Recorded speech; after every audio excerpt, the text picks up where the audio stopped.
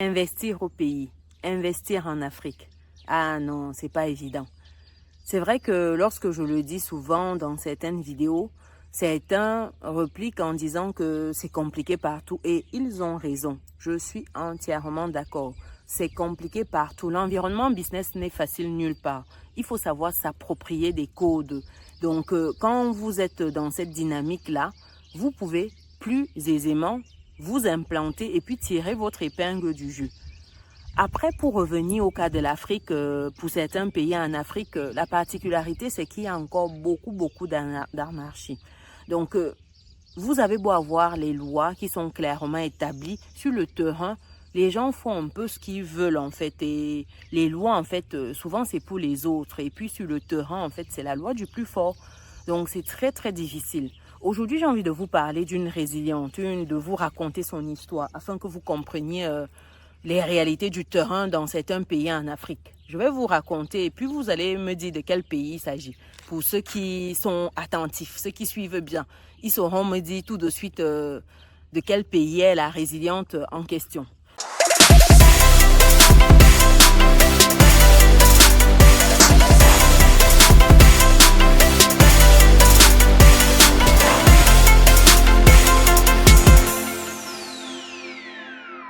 Donc c'est parti pour l'histoire, mais avant ça, pour les personnes qui me découvrent dans cette vidéo, je suis Chimène, je suis maman, entrepreneur, investisseuse et récemment auteur du livre Vivre réussir en France.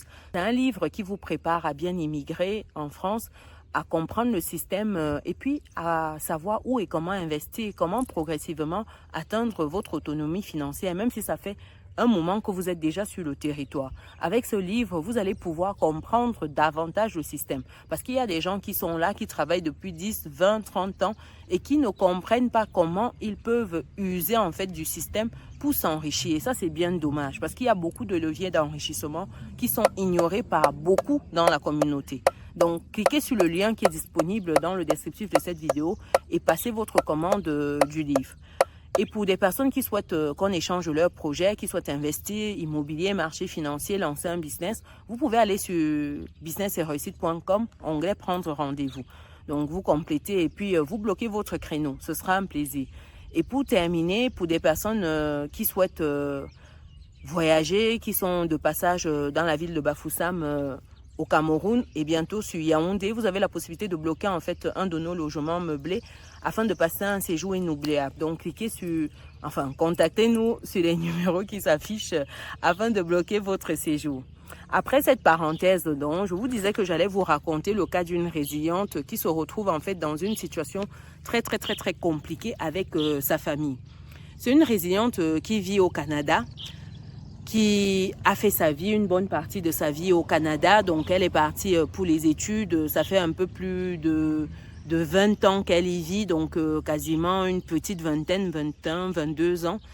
Et elle s'est mariée déjà, elle a des enfants avec un Canadien souche, donc un Caucasien, comme j'aime souvent le dire. Et entre-temps, qu'est-ce qui se passe avec sa famille restée au pays ? Vous me direz le nom du pays, si vous avez compris de quel pays il s'agit. Donc, avec sa famille, elle a un frère et une sœur cadets, ce sont les cadets. Et donc, les frères, le frère et la sœur ne sont jamais partis, en tout cas pour s'installer. Donc, c'est vraiment juste des petits voyages. Après, ils rentrent toujours à la maison. Qu'est-ce qui se passe avec sa famille? C'est qu'elle a démarré un chantier, donc un immeuble où elle a mis plus de 200 millions de francs CFA, un immeuble en plein, j'allais donner la ville, un immeuble dans une ville très dynamique de son pays, donc plus de 200 millions de francs CFA injectés dans cet immeuble. À la base, elle a acheté le terrain, elle a le titre foncier à son nom, donc nickel quoi. Le chantier, c'était son frère qui suivait le chantier, son frère cadet qui suivait son chantier. Il n'est pas encore complètement fini parce qu'elle a fait sur plusieurs années, il faut le dire. Donc, son frère cadet suit son chantier. Elle descend au pays entre-temps avec son époux, souvent toute seule, et puis se rassure que le chantier avance bien. Donc là, on est vraiment sur les finitions. Donc, voilà. Sauf que elle a eu un différend avec son petit frère il y a quelque temps et puis c'est parti dans tous les sens et elle a plus voulu en fait que son petit frère s'occupe de son chantier. Elle a demandé à ce que il fasse un état des lieux sur le chantier et puis qu'ils arrêtent cette collaboration-là, comme ça le suivi s'arrête. Et donc, vu qu'elle avait envoyé les sous pour une commande, en tout cas pour une évolution dans le chantier, elle lui demandait de restituer l'équivalent. Donc, c'était à peu près 6 millions, 10 000 euros par là, 10 000 dollars canadiens, enfin quelque chose comme ça. Donc, ça donnait quelque chose dans les 6 millions de francs CFA, un peu plus. Et donc, il devait lui restituer en fait cette somme-là afin qu'elle puisse passer la main à une autre personne pour le suivi.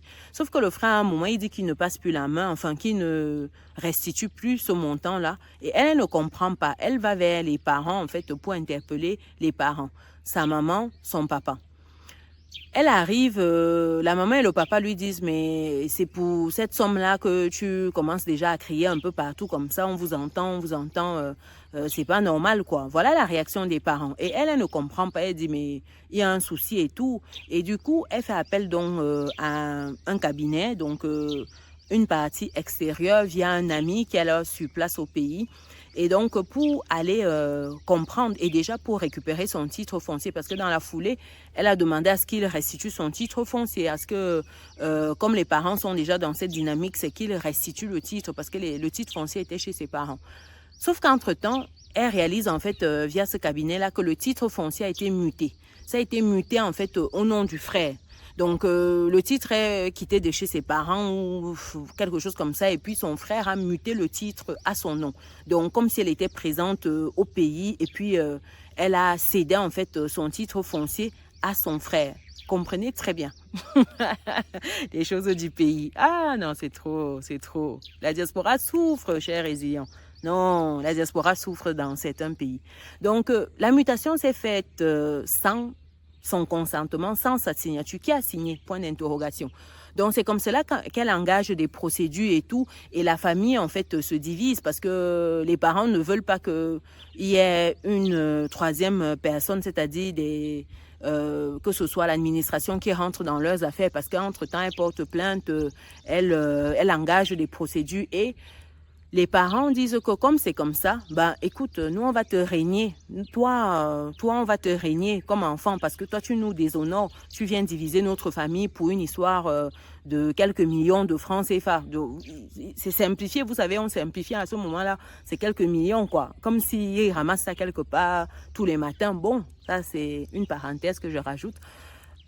Ça fait que la fille, vu que c'est le travail de toute une vie avec son époux qui ne comprend pas à un moment que bah, qu'est-ce qui se passe avec ta famille et bah, forcément, vous savez, lui ne comprend pas sa culture. Vous savez, nos affaires en Afrique, quand vous vous mariez, le gars, il comprend pas forcément certaines choses. Il y a des subtilités qu'il ne maîtrise pas. Et c'est comme cela que ça commence à créer des tensions dans son foyer. Ils ont des enfants. Sa famille commence à monter en fait son mari contre elle et tout, histoire que sa petite sœur, écoutez très bien, ça veut dire que le niveau de sorcellerie dans certaines familles, c'est plus. Ça veut dire que vous entendez, vous croyez que votre famille c'est la pire, mais vous entendez encore la sorcellerie qu'il y a dans d'autres familles, vous vous dites que c'est fort quand même quoi. C'est ainsi que la famille de la fille a commencé à retourner le cerveau de son mari, à valoriser beaucoup plus sa petite sœur aux yeux de son mari, mais vraiment de manière maladive, au point où un après-midi, elle arrive, elle trouve son mari dans le lit avec sa petite sœur. Imaginez-vous le choc. Je vous dis tout de suite, ce n'était pas pour la prière. Il n'était pas en train de prier dans le lit. Non. Surtout avec la tenue d'Adam et Ève. Non, il n'était pas en train de faire la prière. Et là, c'était juste plus supportable pour elle. Donc, elle sort de là et elle réalise en fait que c'est vraiment sa famille qui veut l'enterrer. Elle décide de prendre ses distances de sa famille, spécialement ses parents, son frère et sa sœur. Et entre-temps, le mari, en fait, il sait pas, il essaye de lui expliquer qu'il ne sait vraiment pas ce qui s'est passé. Sûrement, il a été drogué, patati patata. Bref, c'est pas parce qu'ils ont des soucis qu'il va aller coucher avec sa petite sœur. Mais vous imaginez bien, il y avait déjà une fissure en fait dans le couple. Donc c'était vraiment vraiment compliqué. Chacun est resté dans son coin un moment. Donc elle est restée avec les enfants. Et le couple a eu beaucoup de mal à se retrouver.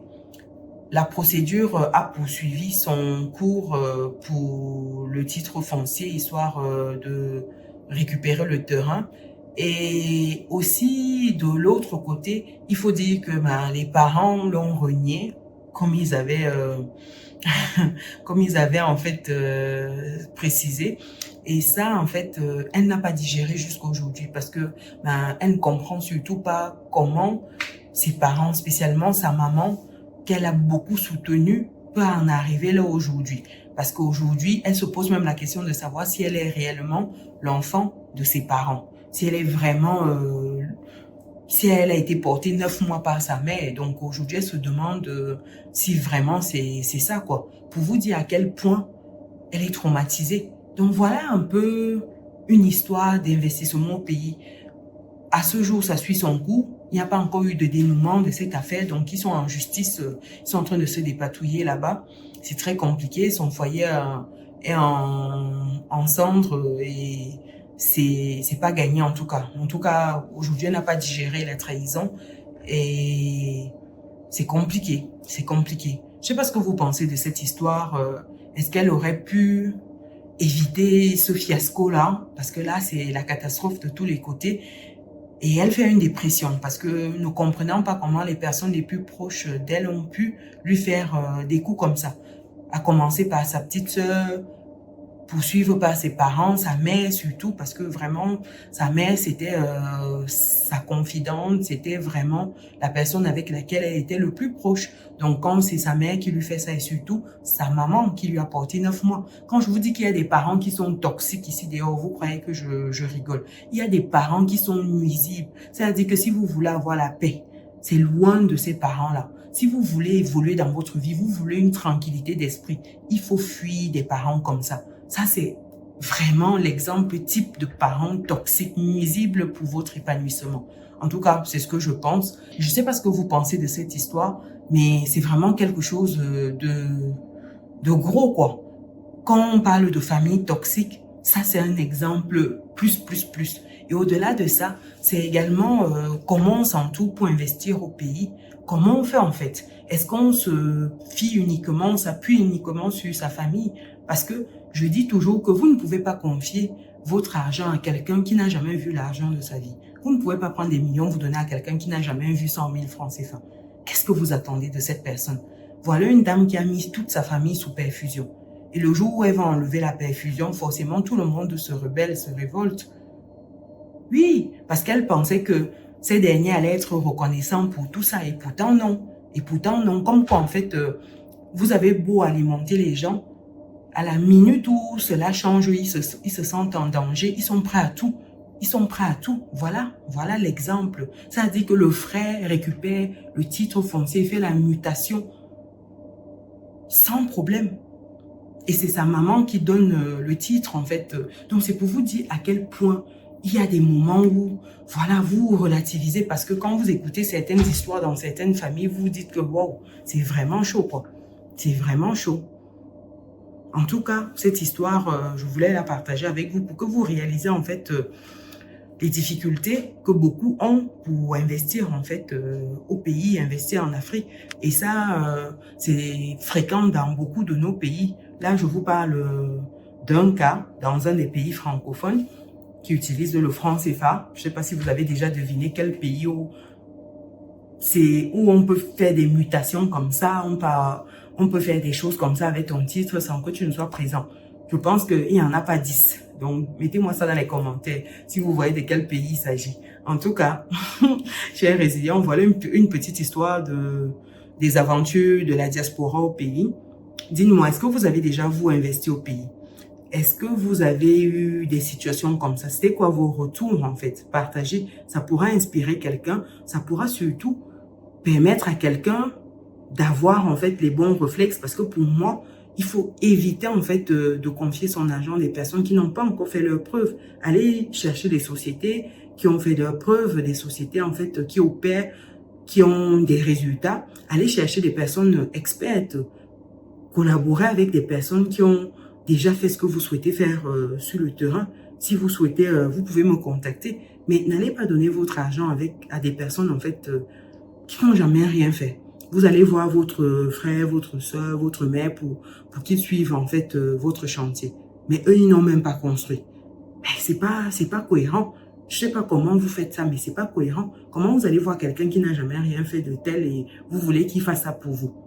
C'est comme si vous souhaitez traverser une rivière et vous demandez à quelqu'un qui n'a jamais fait cette traversée-là de vous montrer le chemin. C'est pas cohérent, c'est pas normal. Faites très attention. Au-delà de ça, il faut faire attention à ces documents. Il faut vraiment faire attention et il faut pas mettre son environnement dans une dépendance parce que là, il y a eu une dépendance qui a été mise en place et c'est dangereux parce que le jour où ces gens ouvrent un peu les yeux, ils vont vous croquer, ils vont croquer la main qui les nourrit et c'est pas bon. En tout cas, ça c'est une énième histoire de la diaspora au pays.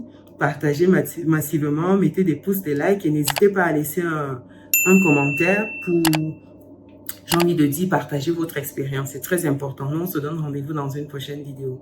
Ciao.